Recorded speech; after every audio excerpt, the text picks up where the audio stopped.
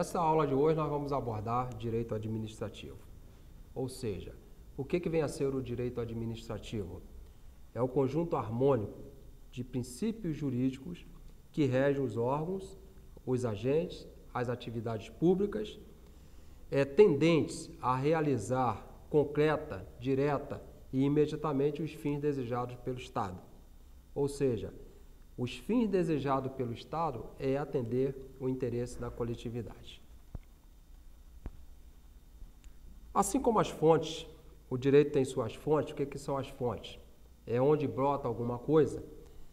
O direito administrativo, por sua vez, também tem as fontes que são comuns, geralmente, na área de toda a disciplina jurídica. As fontes do direito administrativo são a lei, que é a fonte primária do direito administrativo, abrangendo essa expressão desde a Constituição até os regulamentos previstos dentro dos órgãos estaduais.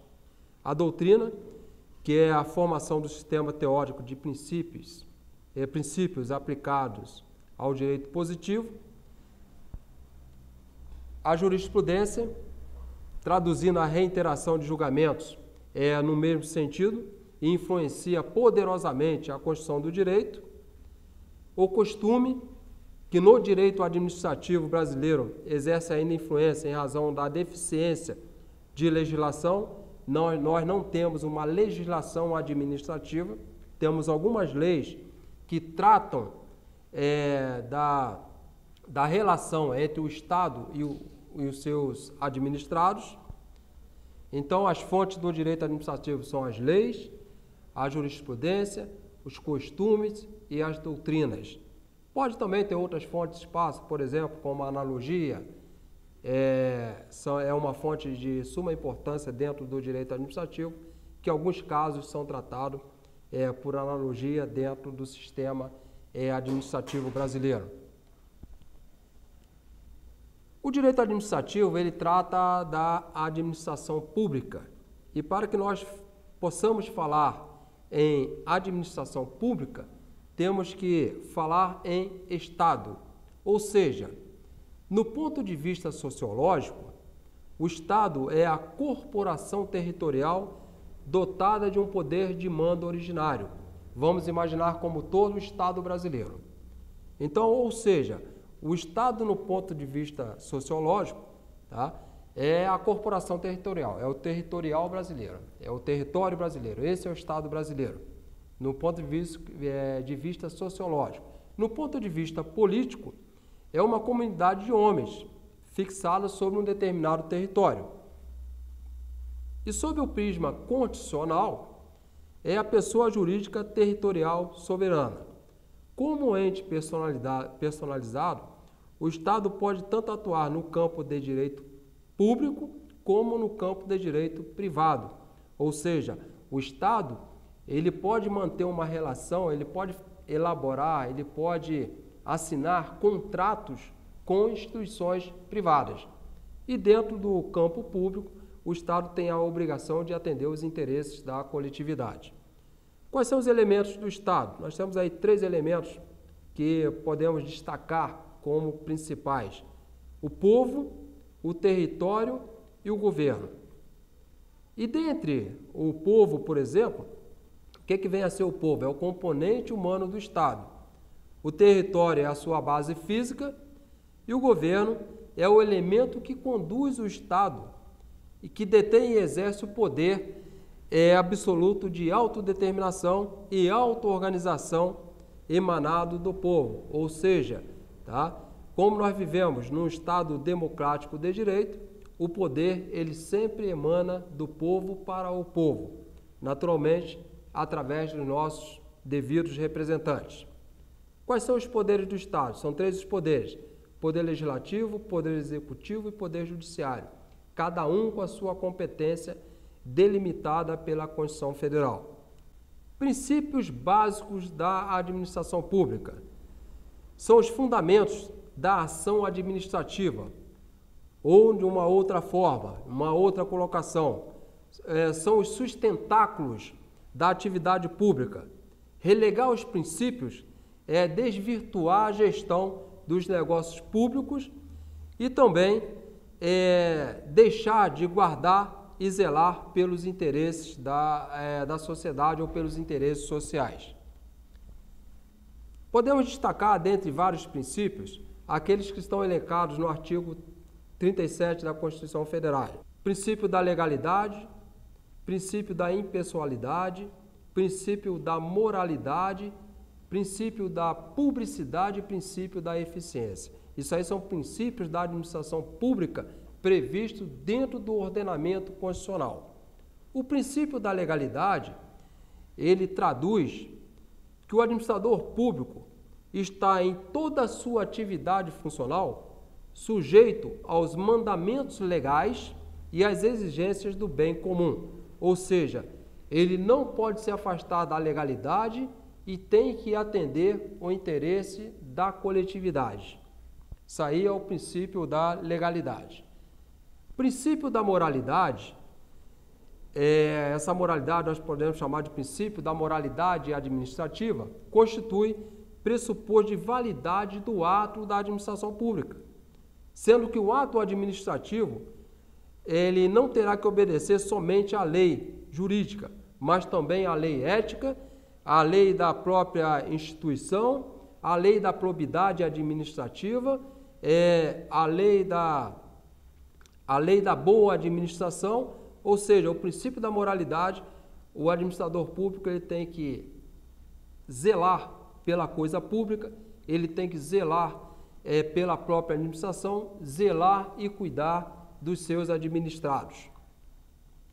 Princípio da impessoalidade impõe ao administrador público que só pratique o ato para o seu fim legal, não para fins de natureza pessoal.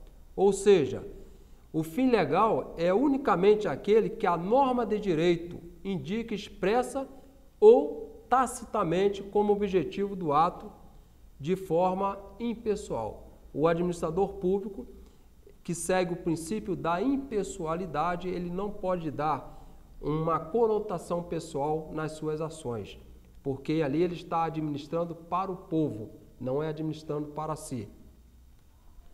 Princípio da publicidade, ou seja, este princípio o princípio da publicidade é a divulgação oficial do ato para o conhecimento da coletividade, ou seja, a divulgação dos atos da administração pública.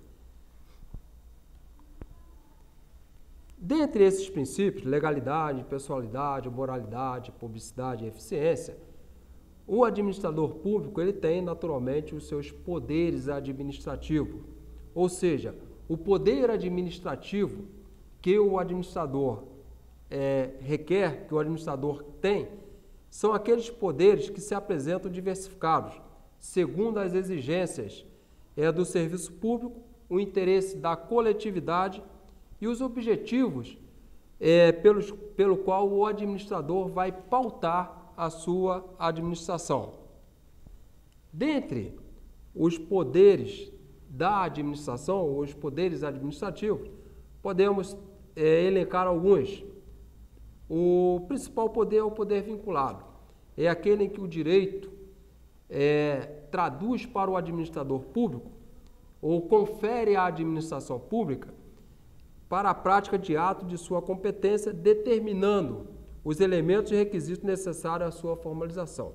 Ou seja, o poder vinculado ele está estritamente ligado à legislação. O administrador não tem margem de ação dentro do poder vinculado. Poder discricionário é o que o direito concede ao administrador ou concede à administração de modo explícito ou implícito para a prática de atos administrativos com liberdade na escolha de sua conveniência, oportunidade e conteúdo. Por exemplo, a administração pública vai adquirir um determinado produto e ela tem, através do poder discricionário, a competência, o administrador tem essa prerrogativa de escolher qual a melhor forma de aquisição daquele produto. A lei vai lhe confere essa margem de ação, essa liberdade de ação para o administrador público, mas ele tem a sua liberdade sim, Mas para adquirir esse produto, ele tem que ver se é conveniente, se é oportuno e se o conteúdo contempla os interesses da administração pública. Poder hierárquico é o que dispõe o executivo para distribuir e escalonar as funções de seus órgãos, ordenar e rever as atuações dos agentes públicos. Temos também o poder disciplinar, que é a faculdade de punir internamente as infrações funcionais. Daqui a pouco nós vamos ver nos crimes dentro da área de direito penal, os crimes que são cometidos pelos servidores públicos e os crimes que são cometidos pelos civis contra a administração pública. Então, o poder disciplinar é a faculdade de punir internamente as infrações funcionais dos servidores e demais pessoas sujeitas à disciplina dos órgãos e serviços da administração pública. Há também o poder regulamentar, que é a faculdade que se dispõe os chefes de executivo de explicar a lei para sua correta execução, ou seja, expedir decretos autônomos sobre matéria de sua competência, ainda não disciplinada por lei. É o poder regulamentar para disciplinar a administração pública, disciplinar as metas da própria administração pública e as suas diretrizes. Poder de polícia é a faculdade que dispõe a administração pública para condicionar e restringir o uso e gozo de bens, atividades e direitos individuais, em benefício da coletividade ou do próprio Estado.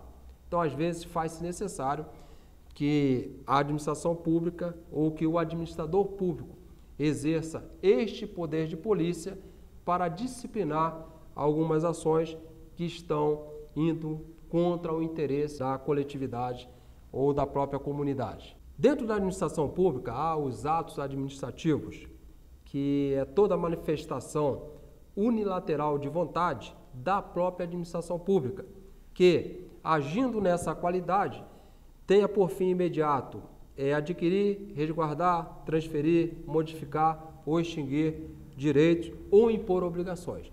Os atos administrativos, eles são exercidos só pela administração pública. Por exemplo, mudança no sentido de fluxo de uma rua ou de uma avenida.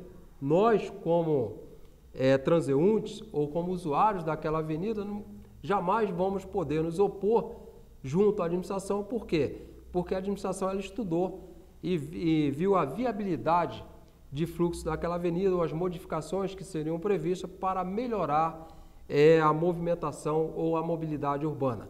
Então, é um ato administrativo da administração pública. Além dos atos, nós temos os fatos administrativos. É toda a realização material da administração em cumprimento de alguma decisão administrativa. Os atos administrativos têm seus requisitos, ou seja, competência, finalidade, forma, motivo e objeto. A pessoa competente para exercer o ato administrativo é aquela que está prevista em lei, ou seja, o ato administrativo ele pode ser discricionário ou vinculado e pode ser realizado validamente sem que o agente disponha de poder legal para praticá-lo. A finalidade é aquela que a lei indica explícita ou implicitamente, não cabe ao administrador escolher outra ou substituir a indicada na forma administrativa. Ou seja, por exemplo, na contratação de servidores públicos, o que é previsto? Que seja contratado via concurso público, a não ser aqueles cargos de livre nomeação e livre exoneração e os cargos que são previstos na própria legislação para atender uma necessidade especial. Então, a finalidade da contratação de servidor público é através de concurso público. Então, o administrador ele não pode fugir a essa regra básica. A forma é o revestimento que se dá ao ato, à vontade da administração. Naturalmente, a forma ela segue os princípios formais e legais e compreende também as exigências necessárias para que o ato seja exercido. O motivo, o porquê que a administração pública está contratando, tá? É uma situação de direito, o motivo. Nós temos agora um caso que dá para fazer um exemplo bem eficaz sobre a questão do motivo, a contratação dos médicos estrangeiros para atuar no Brasil. Então, o governo, a administração pública, ela tem que justificar qual é o motivo desta contratação e o porquê desta contratação. E o objeto também, que é um outro requisito, que é a criação, modificação ou comprovação de situação jurídica concernente a pessoas, coisas ou atividades sujeitas à ação do poder público. Ou seja, os requisitos do ato administrativo são competência, finalidade, forma, motivo e objeto. Além dos requisitos do ato administrativo, há também os atributos do ato administrativo, quais sejam presunção de legitimidade, imperatividade e auto-executoriedade. Ou seja, o atributo referente à presunção de legitimidade requer que aquele que esteja realizando o ato seja a autoridade investida pelo poder público para exercer vou voltar aqui, tá? A presunção de legitimidade decorre do princípio da legalidade da administração, que informa toda a atuação governamental, autoriza a imediata execução ou operatividade dos atos administrativos. O outro atributo, que é a imperatividade, a partir do momento que a administração pública ela resolve elaborar um ato administrativo, então a imperatividade impõe a coercibilidade para o cumprimento ou execução do ato. E também tem a auto-executoriedade. A partir que o ato foi implementado, a administração por si só, ela já tem que executar ou colocar em prática o exercício daquele ato, independentemente de ordem judicial. Praticamente, essa ordem judicial seria uma causa extrema para o cumprimento de um ato administrativo. Há também, nós vimos no direito civil, falamos sobre os contratos, e há os contratos administrativos e licitação. Contrato é todo acordo de vontade firmado livremente pelas partes para criar obrigações e direitos recíprocos. O contrato administrativo é o ajuste que a administração pública, agindo nessa qualidade, ou seja, agindo na condição de administração pública, firma com o particular ou com outra entidade administrativa para a consecução de objetivos de interesse público nas condições estabelecidas pela própria administração pública. Ou seja, as bases do contrato administrativo, elas são estatuídas pela própria administração pública. O que vem a ser licitações? Licitação é um procedimento administrativo mediante o qual a administração pública seleciona as propostas mais vantajosas para o contrato de seu interesse. Desenvolve-se através de uma sucessão ordenada de atos vinculados. Nós vimos que os atos podem ser vinculados ou discricionários. Os atos discricionários, o administrador tem uma margem de ação. No ato vinculado, o administrador não tem margem de ação. Ele tem que cumprir o que está previsto em lei. Dentre as modalidades de licitação, temos a concorrência, que é uma modalidade de licitação própria para contratos de grande valor, de grande vulto, onde envolve um capital exorbitante. Há também a tomada de preço, que é a licitação realizada entre interessados previamente registrado, observar a necessária habilitação para participar daquele certame licitatório. Há o convite, que é destinado às contratações de pequeno valor, consistindo na solicitação escrita e pelo menos tem que haver 3 interessados para participar desta modalidade de licitação, que é a modalidade convite. Concurso, que é destinado à escolha de trabalho técnico ou científico ou artístico, predominantemente de interesse intelectual, ou a criação deve ser intelectual. E o leilão, que é utilizado na venda de bens móveis e semoventes, e em casos especiais também de imóveis realizada pelo poder público. Então, são essas 5 modalidades principais de licitações: concorrência, tomada de preço, concurso, leilão e convite. Os servidores, nós já vimos que dentro da administração pública, dentro das leis anteriores do Estatuto dos Servidores Públicos do Estado de Mato Grosso do Sul, a Lei 1102, os servidores também têm as suas responsabilidades. Então, o servidor ele poderá responder na esfera civil, na esfera penal e na esfera administrativa pelos ilícitos cometidos na condição de servidor público. Então, a responsabilização dos servidores é dever da administração e específico de todo chefe em relação a seus subordinados. Ou seja, os chefes deverão tomar conhecimento e deverão apurar via os processos de sindicância ou os processos administrativos as irregularidades cometidas pelos seus servidores. Essas irregularidades, naturalmente, elas deverão ser punidas caso sejam comprovados e dado também o direito de ampla defesa e do contraditório. Assim, nós terminamos alguns pontos principais da área do direito administrativo e numa próxima aula vamos entrar na matéria de direito penal.